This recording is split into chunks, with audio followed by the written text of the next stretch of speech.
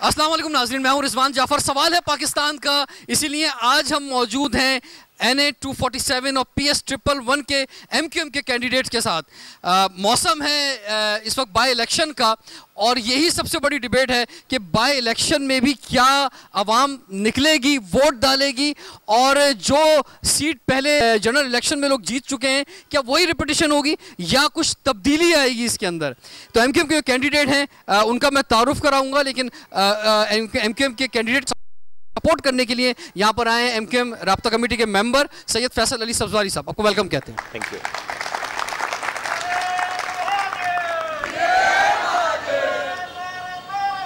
NA-247 से contest कर रहे हैं सादिक इफ्तिखार साहब। आपको वेलकम कहते हैं।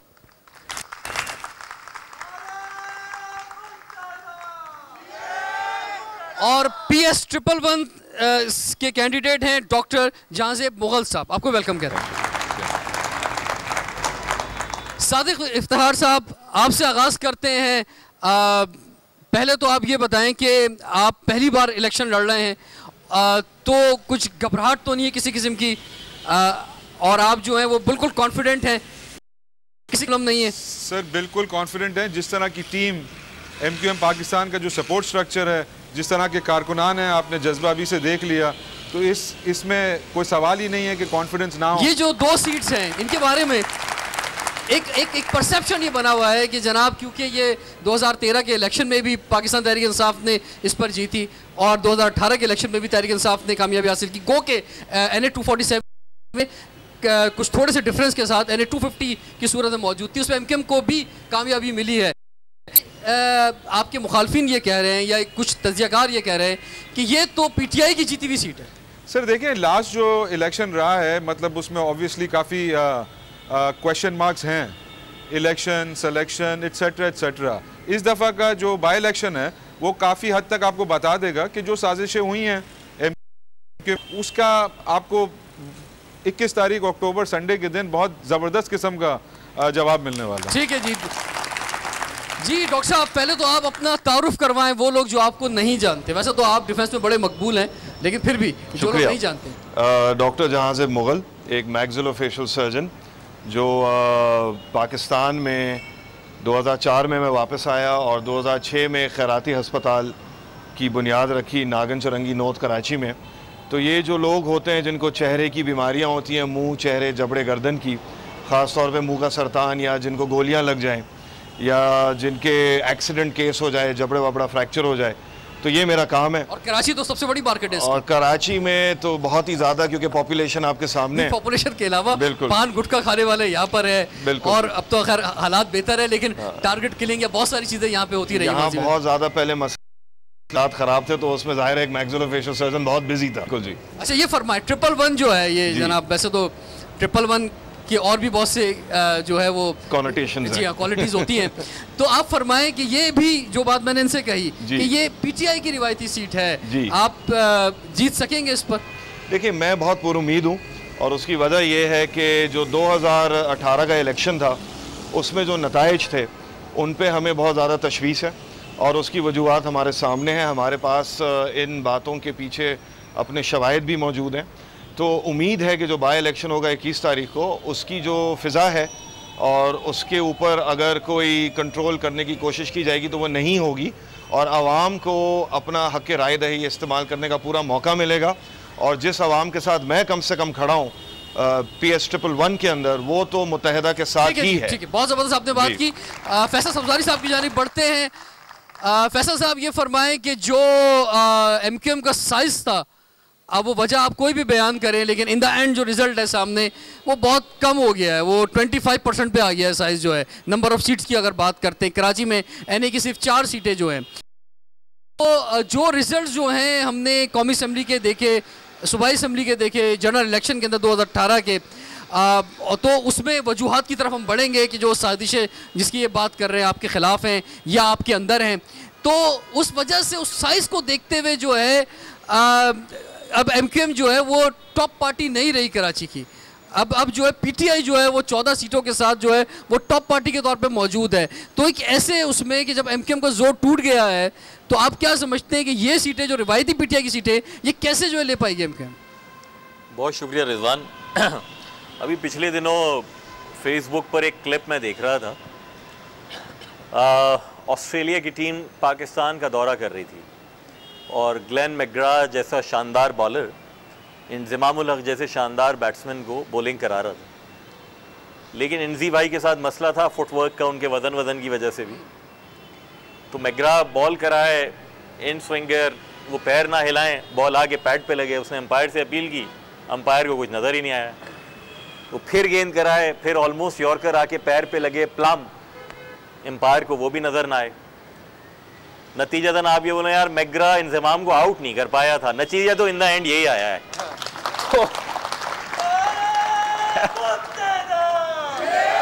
देखिए, दूसरी बात, चले मैं स्टैटिस्टिक्स के ऊपर चला जाता हूँ। मेरे शहर की आबादी को आधा ना गिने आप, जितनी आबादी गिनी जाती तो इस शहर की नशिस्तें दोगुनी हो जाती। यानी क्या मजाक है कि लाहौर है 1.25 करोड़ और कराची है 1.5 करोड़।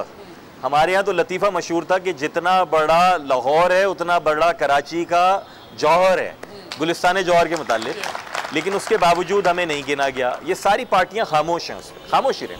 वाई? क्योंकि ये बिगर गेम की जानिब जा रहे थे। डिलिमिटेशन होती है तो ऐसी डिलिमिटेशन होती है कि ज़िला मलीर, जिसकी पहले कौमी असम्बली की एक नशिस्त होती थी, जिसकी आबादी इतनी सी है, उसको कौमी असम्बली की 3 नशिस्तें अता कर दी जाती हैं। और ये ज़िला जनूबी, जहाँ पहले कौमी असम्बली की 3 नशिस्तें होती थी, अभी कम से कम 4 होनी थी, उसको कम करके 2 कर दी जाती हैं। तो MQM के लिए जो विनेबल सीट्स थी वो कम कर दी गई, देही कराची की नशिस्तें बढ़ा दी गई। PS 99 है। ये लगता है कि जनाब अफगान बस्ती, जंजार गोट, अयूब गोट और वाटर फिल्टर प्लांट सारा। आपको पता है ये ज़िला शर्की कराची की पहली नशिस्त है सूबाई की, और इसमें वोटर्स की तादाद कितनी? महज 53,000। आबादी कितनी दिखाई गई है? आबादी दिखाई है 3,63,000, क्योंकि इन्होंने कहा हम आबादी की बुनियाद पे नशिस्तें रखेंगे। 3,63,000 PS 99 में, 3,60,000 PS 100 में, 3,70,000 PS 101 में। लेकिन PS 99 के आबादी है 3,63,000, वोट है महज 53,000। ये कैसे हो गया? यानी इसकी हिकमत ये है कि उस पूरे के पूरे हलके में ऐसी कोई 25,000 बेवा खवातीन रहती हैं कि जिनके 3-4 अंडर एज बच्चे हैं, 18 साल के नहीं हैं। तो उन खवातीन का तो वोट है, कोई वहाँ मर्द नहीं है, और उन बच्चों का वोट नहीं है। इस तरीके से तो यहाँ हल्का बंदियाँ हुई। उसके बाद सुन लीजिए, उसके बाद यह आया इलेक्शन का वो रिजल्ट कि जिसके वोटों की गिनती हमारे सामने नहीं हुई है। कैमरे ऐसे अनोखे लगाए गए कि जिन्होंने बैलेट पेपर डालते हुए तो मुझे देखा, बैलेट पेपर निकाल के किसके हक में मोहर लगी है ये नहीं देखा। तो उसके बाद ये नतीजे आए हैं। और आखिरी बात, MQM को 2002 में 7.25 लाख से ज्यादा वोट मिले थे कराची की सूबाई असेंबली की नशिस्तों पर। इस इलेक्शन में आपको पता है PTI को कितने वोट दिखाए गए हैं? डले नहीं, जितने दिखाए गए हैं वो हैं कोई 9-9.5 लाख से ज्यादा, और MQM के 7.5 लाख से ज्यादा वोट दिखाए गए। इतना सब कुछ करने के बावजूद भी कि जब हमारे मुंतखब नुमाइंदों के डाले गए वोट को भी नहीं गिना गया, उसके बावजूद अगर MQM यहाँ पर खड़ी है, तो अगर ये अंपायर जो थे वाकईतन फेयर बैटिंग की बुनियाद पर और फेयर बॉलिंग की बुनियाद पर फैसला देने वाले हों, तो कराची शहर का वो नतीजा नहीं होगा जो 25 जुलाई को था। ठीक है जी, लेकिन इमरान खान साहब हमेशा कहते हैं कि वो क्रिकेट में सबसे पहले न्यूट्रल एम्पायर जो लेकर आए। तो ये जो न्यूट्रल एम्पायर है, ये क्या इलेक्शन में भी इनका क्या रोल रहा? लेकिन ये तो आपके साथ किया गया, जो आपने फरमाया जनाब हमारे साथ हुआ, लेकिन जो आपने अपने साथ किया, यानी जिस सियासी जमात का ये ना मालूम हो कि रहनुमा कौन है, लीडर कौन है, जिसमें आपस मामलात आपके सामने थे PIB का और बादराबाद का मरकज़ का, तो लोगों को मायूस होना था कि जनाब ये आपस में अपनी लीडरशिप तय नहीं कर पा रहे, ये आपस में जो है अपने मसले हल नहीं कर पा रहे, ये हमारे मसले क्या हल करेंगे? ये भी एक बड़ी वजह थी कि या तो बाइकआउट की कॉल दूसरी जानिब लंदन से मौजूद थी, लोग जो है वो निकले ही नहीं, और अगर निकले तो उन्होंने PTI को वोट दिया। नहीं, पहली बात तो मैं आपको ये बताऊं, मैंने आपके सामने 2002 के नताइज कोट कर लिए। इलेक्शन कमीशन की वेबसाइट पे चले जाएं, आपको मिल जाएगा ये न।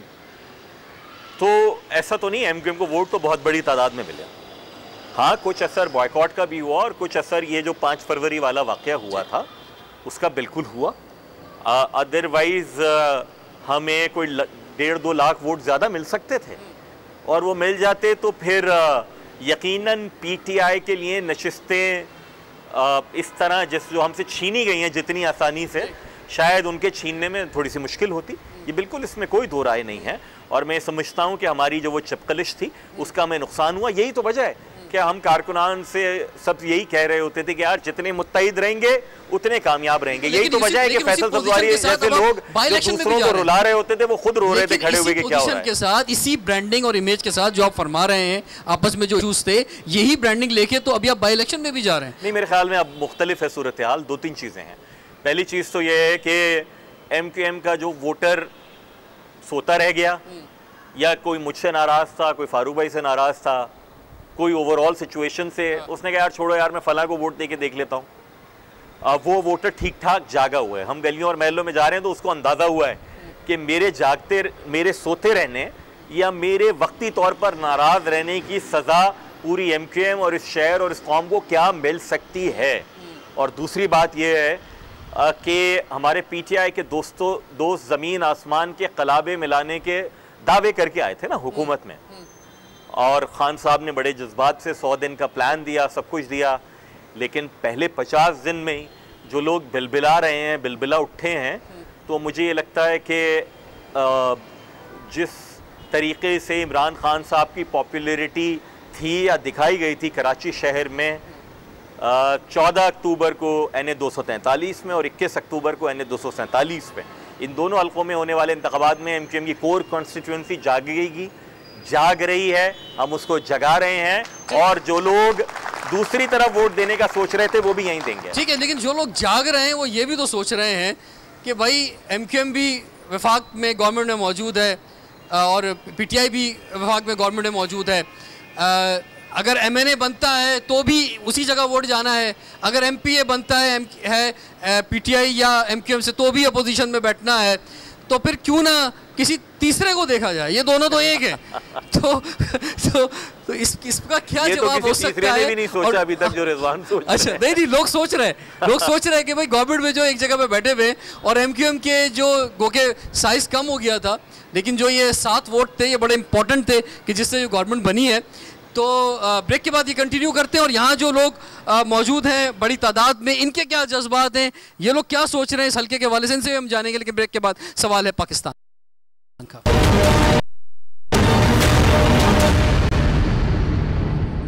Welcome back. सवाल है पाकिस्तान का, इसलिए आज हम हैं MQM पाकिस्तान के साथ। इस वक्त मौजूद हैं एक ऐसी जगह पे कि जो PS 111 में भी आती है और NA 247 में भी। ज़रा डॉक्टर साहब ज़रा बताएं जनाब कि हम किस जगह पे मौजूद हैं, इलाका क्या है, क्या कैंपेनिंग आपकी जा रही है? मैंने यहाँ पे कुछ लोगों से बात की प्रोग्राम से पहले, तो डोर टू डोर भी आप लोग जा रहे हैं, किस तरह कैंपेनिंग कर रहे हैं? देखें, PS 111 का जो हल्का है इसको डिफेंस की सीट कहा जाता है। तो जो लोग कराची से वाकिफ़ हैं उनको काले पुल का पता होगा, तो काले पुल से आप नीचे आ जाएं DHA गोल्फ क्लब, और इसी तरह जो डॉलमन मॉल है बड़ी मशहूर निशानी है, तो डॉलमन मॉल से आप चले जाएं पीछे 2 दरिया तक। तो ये PS 111 है। यहाँ टोटल जो आबादी है वो कोई 5,30,000 है और जो रजिस्टर्ड वोटर है वो 1,70,000 क्या है यहाँ पे जब आप कैंपेनिंग कर रहे हैं? यहाँ की आवाम सबसे बड़ा सवाल आपसे क्या कर रही है? देखिए, मैं जो कैंपेनिंग कर रहा हूँ, जो ऑन द ग्राउंड मेरी कैंपेन है वो UC5, UC6, UC7, UC2 और 3। तो रेलवे कॉलोनी है, पंजाब कॉलोनी है, PNT कॉलोनी है, दिल्ली कॉलोनी है। यहाँ ये बल्क है वोटर का और ये MQM के बहुत मजबूत सपोर्टर हैं, वोटर हैं, हमदर्द हैं। मैं जहाँ गया हूँ, और मैं ये इसलिए नहीं कह रहा कि मैं TV पे ऑन एयर हूँ, क्योंकि देखें जो बात है वो है, जहाँ मैंने अपना पैम्फलेट में गया हूँ वहाँ मुझे हाथ पे पकड़ाते हुए कहा गया कि डॉक्टर साहब हम तो हैं ही पतंग के साथ। अच्छा। तो मैं खुद ये तासुर सुन के मैं ये नहीं कहूँगा कि मैं मतलब सरप्राइज नहीं हूँ, लेकिन मेरे सामने एक रियलिटी आ रही है। रियलिटी जो है ये 25 जुलाई के 21 तारीख को या नहीं साबित, आप समझ रहे हैं कि बिल्कुल कन्वर्ट होगी वोट की सूरत में। फैसल भाई ने जिस तरह कहा कि जो MQM का वोटर है, अगर वो किसी वजह से परेशान था, नाराज था या अगर कंफ्यूज था, तो ये तीनों चीजें अब नहीं रही। उसकी वजह मैं आपको बता देता हूँ कि जो लीडरशिप है ना MQM की, जो अभी आपने बोला लीडरशिप नहीं समझ आ रही, वो लीडरशिप ग्राउंड पे उतरी हुई है। ठीक है सर, अब आप आज यहाँ आए हैं, आपके साथ हमारे हमदर्द मौजूद हैं, मैं तो जा रहा हूँ ना ऑन द ग्राउंड, मेरे साथ लीडरशिप मौजूद है और तमाम साथियों के पास एक ओपन फोरम है कि बात करो, ठीक है। कोई प्रॉब्लम है तो बताओ। आपकी तरफ मैं आता हूँ, फरमाएं, क्या आपको भी लोग ऐसे ही कह रहे हैं कि जनाब हम भी पतंग के साथ हैं? तो अगर ये कह रहे हैं, मैं से आगे की बात अब लेके चलता हूँ, तो ये फरमाएं कि एमक्यूएम क्या दे सकेगी? आपका तो खैर हल्का, क्योंकि एनए काफ़ी बड़ा एरिया है और सिर्फ डिफेंस क्लिफ्टन नहीं है, आप थोड़ा सा फरमाएं भी कौन से इलाके, तो एमक्यूएम क्या दे सकेगी? आपके मुखालफिन ये कहते हैं कि एमक्यूएम की जहाँ बहुत सी वजूहत हैं जो फैसल सब्ज़ारी साहब ने बयान फरमाई कि ज़्यादा सीट ना लेने की, उसकी एक वजह यह भी है कि जो बल्दियाती निज़ाम जिसमें आपके मेयर मौजूद है, 4 चेयरमैन मौजूद है डिस्ट्रिक्ट्स के, वो डिलीवर नहीं कर सके, चाहे वो अख्तियारात हैं या फाइनेंस का जो भी इशू है, लेकिन वो, और ये एक बड़ी वजह है कि लोग नाराज़ हैं। तो आप ना बल्दियाती हुकूमत से कुछ दे पा रहे हैं, ना सूबाई हुकूमत में आपका हिस्सा है, वहाँ भी अपोजिशन के अंदर है, तो आप फिर क्या देंगे यहाँ की अवाम को? सर सेंटर की जहाँ बात करते हैं, मेयर के जो हाथ में होगा वो फंडिंग के हिसाब से डिलीवरेंस होगी। आज वर्ल्ड बैंक की एक रिसर्च थी कि $10 a year आपको चाहिए, $10 billion in 10 years, $1 billion साल का, टू मेक कराची इतना कर सके कि जब आप जा रहे हैं तो मतलब लोगों के बेहदा इश्यूज है ना, ये तो चले थोड़े से बेहतर इलाके डिफेंस और के, लेकिन जो और साथ में बहुत तवील बड़ा इलाका है, तो वहां पे लोग क्या फरमा रहे हैं आपसे, क्या उनके मसाइल हैं? तंग हैं लोग। आप देखें, कोर की बात करें, इश्यूज की बात करें, जो अभी यू टर्न्स हुए हैं, जो मिनी बजट आया, जो आपकी गैस की प्राइस बढ़ाई गई, जो आपकी बिजलियों की प्राइस बढ़ाई गई, उसमें पिस कौन रहा है? गरीब आदमी पिस रहा है। मेरी कॉन्स्टिट्यूएंसी में रंचोलैन वाले मेरे लोगों का क्या कसूर है कि आपने 21 रुपया बिजली कर दी? IMF से लोन लेने मैं कभी कशकोल तोड़ दूंगा, ये कशकोल तोड़ा है, जाकर उन्होंने वापस मांग लिया। वैसे ये इशू नहीं है कौमी असेंबली का या सूबाई असेंबली का, लेकिन मसला क्या है, जब वोट की बात आती है तो लोग नहीं, मैं जो बात कहने जा रहा हूँ, जब वोट की बात आती है तो लोग फिर बात वही करते हैं, पानी की, सेवरेज की, सड़कों की, ट्रांसपोर्ट की, जो बुनियादी इशू है उसी की बात करते हैं। आज बस का किराया आपका बढ़ गया जी, कॉमन आदमी का, आम आदमी का, गरीब आदमी का जो रोज कमाता है, रोज खर्च करता है, उसके तो खर्चे बढ़ गए। ईशो आप मुझसे पूछ रहे थे मेरी कॉन्स्टिट्यूएंसी में लोग क्या कह रहे हैं। देखिए, कानून साजी आदमी कहाँ बैठकर करेगा? असेंबलियों में बैठकर करेगा। आपको जब तक अपनी कॉन्स्टिट्यूएंसीज के कोर मसले नहीं पता, आप एड्रेस नहीं कर सकते। चाहे पानी का मसला, क्लिफ्टन डिफेंस में आप बैठेंगे तो मेन चीज पानी की बातें आती हैं, गैस की, खर्चों की, एक्सपेंसेस की, जिस तरह लोगों के क्या दे सकेगी, बस क्या एमक्यूएम सॉल्व कर सकेगी ये इश्यूज लोगों के? आप जितना सेंटर में एमक्यूएम को स्ट्रांग करेंगे, आज हमारे सीनियर लीडर हैं फरोग नसीम साहब, 100 प्लान का हिस्सा हैं, तो हम देखें एज पीटीआई जम नहीं हुए हैं। एमक्यूएम हम अपनी वहाँ आवाज उठाते हैं, वहाँ हम पीटीआई की हुकूमत को बताते हैं कि कराची वालों को क्या चाहिए। जितनी आप रिप्रेजेंटेशन बढ़ाएंगे उतनी कराची वालों की आवाज बढ़ेगी, आवाज बढ़ती है तो रिजल्ट आता है। फैसल सब्ज़ारी साहब, बात वही है कि कोई भी शख्स जो वोट देगा, और ख़ास तौर पे जो पढ़े लिखे इलाके हैं जहाँ पे मसद आप ये नहीं कह सकते कि 100% जनाब वो आपका वोटर है या पीटीआई का वोटर है या किसी और का वोटर है, एक बड़ी तादाद में वोटर है जो वोट देता भी नहीं है, या देता है तो सोच समझ के देता है। तो उसको, जो मैंने अभी सवाल किया था वही मैं रिपीट करता हूँ कि एमक्यूएम किस पोजीशन में है, जो मसाइल हैं इस शहर के बड़े मसाइल हो, ख़ास तौर पर इन हलकों के बड़े मसाइल हैं, उनको एमक्यूएम क्या दे सकती है? देखिए, इस हल्के के लोगों को तो ये सोच लेना चाहिए कि 5 साल पहले पीटीआई के एमपी और एमएनए थे इस हल्के में, जो यहाँ के वोटर हैं, वो ये देख लें कि उनके एमपी और एमएनए ने उनके लिए क्या किया था, क्या कर पाए थे। अगर ऑपोजिशन में भी थे तो कितना अपने हल्के के मसाइल से आगाही के लिए अपने लोगों के दरमियान थे।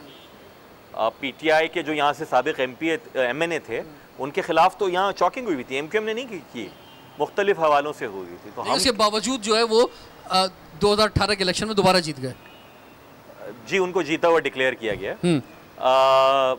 मैं अर्ज ये कर रहा हूँ कि बाई इलेक्शन में वजीर आजम की किस्मत का फैसला नहीं हो रहा है, मुल्क की समत का फैसला नहीं होने जा रहा है, हुकूमत साजी का फैसला नहीं होने जा रहा है। इसलिए इस हल्के के लोगों को उस बिगर पिक्चर के बजाय लोकल इश्यूज़ को देखना है कि मेरे गली महल्ले के मसले के हल के लिए कौन ज़्यादा एक्टिव और इफ़ेक्टिव हो सकता है, एमक्यूएम या वो पीटीआई के जो बंगलों से शायद निकल के अभी उसी तरह गलियों और महलों में पहुंच नहीं पा रही है। पहली बात। दूसरी बात, कौन है जो एक्सेसिबल भी हो सकता है? पैसा बहुत है पीटीआई के पास और पीटीआई के उम्मीदवार के पास, वैसी बसें वसें हम नहीं सजा सकते, वैसी गाड़ियां हम नहीं चला सकते, पोलिंग एजेंट को उतने पैसे हम नहीं दे सकते, लेकिन जो हमारे कारकुन का यहाँ पर जज्बा है, जिस हिसाब से वो जुबली चौक में निकला है, रनछोड़ लाइन में निकला है, शू मार्केट के इलाके में निकला है, खारा दर में निकल रहे हैं, मुख्तलिफ बरादरियाँ आ रही हैं, बंस रोड में, सदर में, दिल्ली कॉलोनी, PNT कॉलोनी में और मुख्तलिफ इलाकों में, तो मेरे ख्याल में MQM एक बार फिर ये साबित करने जा रही है कि यहाँ के लोगों को वो उम्मीदवारान चाहिए कौमी और सूबाई में असम्बली में कि जो उनका मसला उन असम्बलियों में उठाएं, वाटर बोर्ड को कान पकड़ कर लेकर आएं, सुई गैस को बोलें कि इंसान बनो, यहाँ पर अपने हल्के के लोगों के दरमियान मौजूद रहें और सारी जमातों के उम्मीदवार उठा लें, MQM के दोनों उम्मीदवार उठा लें। हमारे उम्मीदवार इस हिसाब से बहुत बेहतर हैं। अच्छा, आपने उम्मीदवार की जो बात की, तो एक तरफ आपके उम्मीदवार जो है वो ठीक है, मैं इसी तरफ आना चाह रहा था।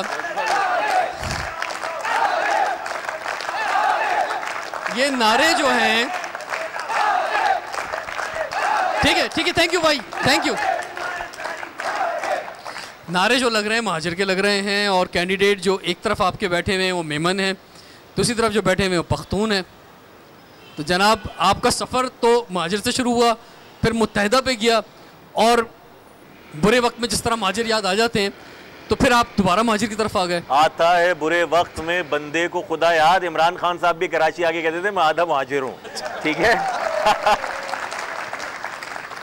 तो नहीं, मेरे ख्याल में हमारी कोर कॉन्स्टिट्यूएंसी तो यहाँ के उर्दू बोलने वाले ही हैं, लेकिन ये MQM की डाइवर्सिटी है, और मेमन तो हमारी पार्टी का बहुत अरसे से हिस्सा रहे हैं, और डॉक्टर जाज़ेब मुग़ल अब ये बस कहने के ही पख्तून है, बाकी तो ये इनका पूरा ननियाल, इनका पूरा ससुराल, ये भी आधे महाजिर है। हाँ एग्जैक्टली, सब उर्दू बोलने वाले। प्लस हमारे यहाँ तो अपना बिल्कुल जो ब्लू ब्लड हैं वो सारे के सारे पख्तून हमारे राब्ता कमेटी के रुकन रहे हैं। गुलफराज खटक आज भी हैं, असलम शाह अफरीदी आज भी हैं। हमारे उम्मीदवारान थे दोनों कौमी असम्बली के, हमारे नायब टाउन नाजिम रहे बादशाह खान, जिनको तालिबान ने शहीद कर दिया, और इस तरह से हमारे बहुत सारे। तो मेरे ख्याल में ऐसा नहीं है, MQM is an inclusive party, लेकिन कोर कॉन्स्टिट्यूएंसी मुहाजिर है, and we are not ashamed of it, rather we are proud of that. ठीक है जी, आपकी तरफ बढ़ते हैं। फरमाइए जी, आप जब जा रहे हैं लोगों के पास, तो मसद लोग क्या कह रहे हैं? मसद कुछ ये भी चीज़ थी कि MQM का जो ब्रांडिंग थी, MQM का नाम जो था, वो खौफ के हवाले से, भत्ते के हवाले से, टारगेट किलिंग के हवाले से, ठप्पे के हवाले से, मतलब ये चीज़ें भी तो जुड़ी ना MQM के साथ। तो लोग आज क्या बोल रहे हैं कि नहीं यार आपके कैंडिडेट बहुत अच्छे हैं, या पार्टी बहुत अच्छी है, या लोग इस तरह जो अल्फाज मैं कह रहा हूँ आपको ये सुनने को मिल रहे हैं? मैं बिस्मिल्लाहिर्रहमानिर्रहीम, मैं MQM के कदना सी कारकुन हूँ, और आपके सवालों का जवाब मैं इस शेर से दूंगी कि तूफ़ान कर रहा है मेरा अज़्म का तवाफ़, और दुनिया समझ रही कि कश्ती भंवर में। तो M के साथ ऐसा कुछ नहीं है, सब हमारे अपने हैं, और हमारे कैंडिडेट जो होते हैं, जो नॉमिनेट होते हैं, या जो असम्बलियों से पास होकर आ जाते हैं हमारे पास, तो वो जिस तरह आज हमारे साथ होते हैं वो उसके बाद भी हमारे साथ होते हैं। ऐसा नहीं कि वो खला में गायब हो जाते हैं, जिस तरह के PTI के उम्मीदवार खला में गायब हुए। क्या ये समझ रहे हैं कैंडिडेट जो हैं ये कितने वोट जो है वो ले सकते हैं बाय इलेक्शन के अंदर? इनसे वो फिगर भी जानना चाहेंगे। ब्रेक के बाद कंटिन्यू करते हैं सवाल है पाकिस्तान का।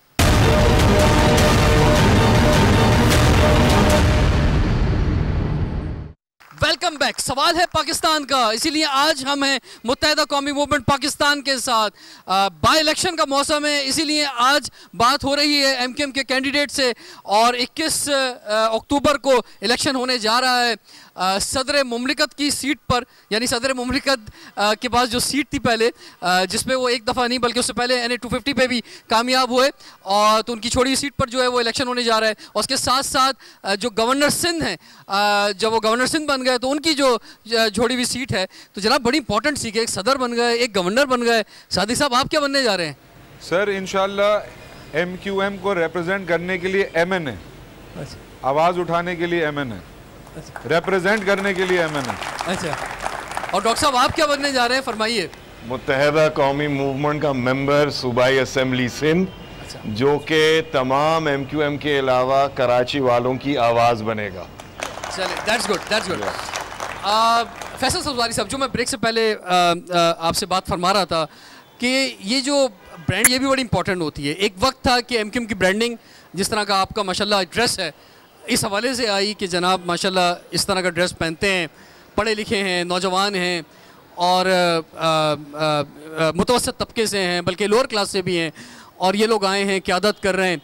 और उसके बाद जो ब्रांडिंग है वो दूसरी भी हुई जिसका मैंने जिक्र किया, और इसकी गूंज बहुत ज़्यादा है। आप समझ रहे हैं कि जनाब ये जो धब्बे दरो दीवार पे हैं ये धुल गए हैं MQM के, अब बड़ा क्लीन साफ़ हो गई है। अपना भत्ते की बात है, और अब जो कुछ मुखालफिन ये भी कह रहे हैं, देखा जनाब अब जो है वो कोई धांधली नहीं हुई, ठप्पा लगाने की इजाज़त नहीं थी, तो इसलिए MQM की इतनी सीटें थी और इतनी ही आनी चाहिए थी। हाँ, इस दफ़ा ठप्पा लगाने की आज़ादी नहीं थी, नतीजा तब्दील करने की आज़ादी थी, पहली बात तो। दूसरी बात ये कि कौन कह रहा है आप जाएँ ना Jodia Bazaar, Juna market, Denso hall, chamber of commerce जाएँ, प्रोग्राम करें, उनके साथ पूछें भत्ता कम हो गया है बढ़ गया है। MQM के कितने कारकुन भत्ते के इल्ज़ाम में पकड़े गए? अच्छा ये बता दें, 25,000 MQM का कारकुन गिरफ्तार किया है 5 साल में, अभी भी कई सौ उनमें से जेल में हैं। किसी एक पर भत्ते का मुकदमा चला के उसको सज़ा दिलाई है? नहीं। तो हाँ, प्रोपेगेंडा था, प्रोपेगेंडा है, सबको पता है पाकिस्तान भर में कहाँ कहाँ कौन कर रहा है और यहाँ पर कौन कर रहा है, हर तरीके से भत्ता मेरे ख्याल में। और ना ही ये सवालात, ये टॉक शो ऑक शो में तो मसाले की शायद लोग कर देते हैं, मुखालफिन को कुछ और मिलता नहीं तो ये बात करते हैं, अदरवाइज़ हमारा वोटर हमसे ये सवाल नहीं करता। हमारा वोटर बुनियादी नौइयत के मसाइल जो उसके हैं, जिनका वो हल चाहता है, वो उन्हीं का सवाल करता है, और उसको ये इल्म है कि कितना भी बुरा हालात रहे हों, MQM के नुमाइंदे, MQM की तंजीम अपनी मौजूदगी की वजह से भी मेरे 10 मसाइल में से 2-3 को ज़रूर कम कर रहे होते हैं, और अगर MQM ना हो तो ये 2-3 मसाइल भी कम ना हो। ये जो आपने मजबूरियाँ बयान फरमाई हैं लोकल गवर्नमेंट की जो हैं कि जनाब रिसोर्स नहीं है, फाइनेंस नहीं है, उसके बावजूद आपका मेयर है, आपका डिप्टी मेयर है या था, और उसके बाद जो 4 आपके जो हैं वो डिस्ट्रिक्ट चेयरमैन मौजूद हैं, तो एक ऐसी पार्टी जिसके पास इतने प्रॉब्लम्स हैं, इतनी मजबूरियां हैं, वो नहीं डिलीवर कर पा रही है। ज़िमनी इलेक्शन में बड़ा क्लियर है जनाब कि हमें कौन दे सकता है। वफाक फिर भी कह रही है कि जनाब 50 अरब का हमने बजट दे दिया है, ये सब कुछ हम देंगे। मांगा किसने वफाक से? नहीं, मकसद उन्होंने अनाउंस तो किया ना अपने, मांगा किसने? तो आपके बहादराबाद चलकर आई PTI, जहांगीर तरीन साहब डेलीगेशन लेकर आए, MQM ने मुतालबा किया कराची के लिए पैकेज देंगे, ये सारी चीज़ें करेंगे तो हम आपके उस नए पाकिस्तान की आखिरी ईंट लगाएंगे जिसके लगे बगैर ये आपका बन नहीं सकता, वज़ीर आज़म इमरान खान साहब नहीं बन सकते। तो वो जो मैं बात कह रहा था ब्रेक से पहले कि जनाब क्योंकि वफाक में आप भी हैं, PTI भी हैं, तो बात एक ही है। नहीं, एक नहीं है, मैंने आपको पहले बताया ना। देखें कि लोग लोकल इशू पे बात, PTI के तो MNAs MPAs को बड़ा टफ टाइम मिलने वाला है मुझे लगता है इलाकों में। लोग पूछेंगे ना भाई CNG पेट्रोल के बराबर हो जाए या बढ़ जाए। CNG तो गरीब आदमी का फ्यूल था, वो अपनी ऑल्टो में, मेहरान में, FX में लगा था, बल्कि करोला में भी लोग लगा रहे थे। अगर CNG महंगी हो जाए, कर दी जाए, अगर बराह रास्त गैस में 46% का इजाफा ओवरनाइट हो जाए, लेकिन बजाय रहते हुए हिस्सेदार तो आप भी हैं। देखिए, हिस्सेदार रहने का तो बिल्कुल ये उसी तरीके से है रिजवान। और मैं आपकी बात बताऊँ ना, आप कह रहे हैं वसाइल के बगैर काम नहीं करते, आप एंकर हैं, आपका चैनल के बाद आप तो एंकर हैं, जाकर शो कर लो। हाँ, गाड़ी का डीजल नहीं है, माइक में लगाने की बैटरी नहीं है, हमें नहीं पता, बस शो करके ले आए, आप भी रिकॉर्ड नहीं कर सकते। जो तो मेयर का जो सिलसिला है ना कि सड़क बनाने के लिए पैसे चाहिए, जो ये सड़क टूट जाती है, वो वाटर की लाइन टूटी हुई होती है तो सड़क खराब होती है, सीवरेज की लाइन टूटी होती है तो सड़क होती है। Water and sewerage board mayor के अंडर में दिया नहीं, किसने? पीपल्स पार्टी ने। आप कहीं मुकाबला तो PTI से बिल्कुल मुकाबला है, लेकिन जब सिंध असेंबली में ये कानून पास हो रहा था कि जिसमें मेयर से ये सारे इख्तियारात छीने जा रहे थे, तो PTI के MPs खड़े होकर पीपल्स पार्टी का साथ दे रहे थे उसकी वोटिंग में, पहली बात। दूसरी बात ये कि हम PTI की हुकूमत के साथ क्यों आए? हम इसलिए आए हैं कि पीपल्स पार्टी ने तो 10 साल जो शहर के साथ किया है, हम उनके साथ जा नहीं सकते। हमारी सीटें महदूद हुई, अपने तई तो हम हुकूमत बना नहीं सकते। अब क्या करें? आया ऑपोजिशन में बैठ के महज आवाज़ उठा के चीज़ें करें, या कोशिश करें कि इमरान खान साहब जो कहते हैं कि मैं जेन्युइन नारा लगा रहा हूँ, उनको भी एक मौका देके देखते हैं कि जी आप सर्व करके दिखा दीजिए शहर को जो 70% रेवेन्यू जनरेट करता है। तो बहरहाल हमारी मौजूदगी से कराची के लिए 50 अरब का पैकेज अनाउंस तो हुआ है, अदरवाइज हम नहीं होते तो इससे पहले नवाज शरीफ साहब की हुकूमत ने भी अनाउंस नहीं किया था। जिस रोज MQM ने शाहिद खाकान अब्बासी साहब को वोट दिया है, तो उन्होंने 25 अरब रुपए का अनाउंस किया है। तो MQM अगर मुज़ाकरात कर रही है, बात कर रही है, लिखकर मफाहिमती याददाश्त साइन कर रही है, दुनिया को दिखा रही है, अपने शहर के लिए, अपने लोगों के लिए, अपने कारकुनान के लिए, लोगों को तमीज़ ये करनी है वोट वाले दिन कि आया उन्होंने ऐसे लोगों को असेंबली में भेजना है कि जो उस्मान बुज़दार की तैनाती की हिमायत करें, भले पता हो कि अहल नहीं है, जो IG पंजाब को यकसर हटाने की हिमायत करें, भले उनको पता हो कि गलत हुआ है, जो CNG प्राइसेस बढ़ाने की हिमायत करें, भले उनको पता है गलत हुआ, या ऐसे MNA MPA को भेजें कि जो हुकूमत का इत्यादी ज़रूर है लेकिन हुकूमत के अच्छे काम में साथ देगा, बुरे काम पे तनकीद करेगा, लोगों के दरमियान आएगा, असेंबली में आवाज़ उठाएगा और उस काम को होने से रोकेगा। ठीक है जी, बहुत ज़बरदस्त बात आपकी तरफ से आ गई। सर आप आगे तशरीफ लाएंगे। यानी सूरत हाल ये है कि हुकूमत में आप जिसके साथ हैं वही आपका सबसे बड़ा कॉम्पिटिटर है, ख़ास तौर पे हम अगर कराची के ज़िमनी इलेक्शंस की बात करें। आप क्या समझते हैं सर कि इन हलकों से दोनों कैंडिडेट आपके सामने मौजूद हैं, आप क्या समझते हैं कामयाबी मिल सकती है MQM को? इंशाअल्लाह ताला 100%। उसकी वजह बता दूं मैं, इतने अवाम बैठे इनसे पूछें, माजी के 5 साल 111 के PS मेंबर के नाम भी मालूम है, आज तक शिकलों से नहीं जानते, नामों से नहीं जानते, क्या करेंगे वो। हमारे MPA MNA काउंसलर्स सारे के सारे ग्राउंड के हैं, ग्राउंड पे रहते हैं। 1% काम कराएं या 100% काम कराएं, जैसा भी मौका मिलता है MQM वाले ही कराते हैं। मुकाबला सख्त है या आप समझते हैं कि नहीं जी कोई मुकाबला नहीं है, आप जीत गए हैं? नहीं, जीते तो नहीं हैं, लेकिन मुकाबला सख्त है, लेकिन we have a candidates who can deliver. I am a resident of DI. We have seen Arif Alvi, people have voted for him, but he was not seen anywhere. That is why there are people who were shouting on the campaigning in general elections as well. We know as a resident and people over here as well, it's a very huge constituency, 247 तक जो जाती है। जब यहाँ पर elected थी, जैसे खुशबा शुजात बाजी थी 2008 में, वहाँ पर DHA में काम हुआ है। That is why we have candidates, जहाँ से मुगल भाई PS 111 से, then सादिक इफ्तिखार भाई वो आवाज़ उठाएंगे। वी नो PTI ने यहाँ पर जो उनकी कोर कॉन्स्टिट्यूंसी समझी जाती है 247, they think that it's their own home town, but it's not. It's not their home town. 247 is a very vast, वो सबने होल्ड किया है। तो आई एम श्योर इंशाल्लाह जहाँ से मुगल भाई सादिक इफ्तिखार भाई विल डिलीवर। सादिक साहब आपकी तरफ मैं आता हूँ, एक तो मुझे ये फरमा दें कि आप क्या समझ रहे हैं कि कितने वोट आप हासिल कर सकेंगे? जनरल इलेक्शन में आपको खुद मालूम है कि आप दूसरे नहीं बल्कि तीसरे नंबर पे आए थे, तो अब जो है वो क्या पोजीशन है, आप कितने वोट हासिल कर सकेंगे? और दूसरी बात ये भी फरमाते जाएं कि कोई ख़ास नारा, एक होता है कि इलेक्शन का जनाब हमारा नारा ये है, तो ख़ास नारा आपका क्या है? सर देखें, आपके जो सवाल का जवाब है उसमें तो एक ये है कि ये इलेक्शन है या सिलेक्शन है। अगर जेन्युइनली इलेक्शन है तो 35,000 पर नेशनल असेंबली की सीट विनेबल सीट है। अगर सिलेक्शन है तो उस सिलेक्शन में आपने देख लिया जज्बा, ये सिलेक्शन नहीं होने देंगे इस दफ़ा। ये मैं आपको बता दूं, नारा यही है कि ये छीनी हुई सीट हमें वापस चाहिए। ठीक है, तो और ये नारा आपका यही है, छीनी हुई सीट वापस चाहिए सर। ठीक है डॉक्टर साहब, आपका क्या नारा है? कोई ख़ास नारा आपका जो आप लेके चल रहे हो अवाम के लिहाज से या अपने इस कैंपेन के अंदर, और आप क्या सोच रहे हैं कि कितने वोट आप ले सकेंगे? देखें, 2 सवाल हैं। पहली बात तो ये है कि कितने वोट। 25 जुलाई को जो उम्मीदवार को कामयाब दिखाया गया उनको 30,000 वोट से कामयाबी उनकी दिखाई गई। बाय इलेक्शन में सबको पता है कि वोट्स उस हिसाब से इतने नहीं डलते। तो मैं जो एम कर रहा हूँ या जो मेरे जो वर्कर्स मेरे साथ, मेरी जो जमात, जो हम जो टारगेट कर रहे हैं 20 to 25,000 की हमारी वर्किंग है। हम इसी पे चाह रहे हैं कि फोकस करें। इतना आराम से इंशाल्लाह ताला MQM के हक़ में यहाँ वोट डलेगा, नंबर 1। बिल्कुल।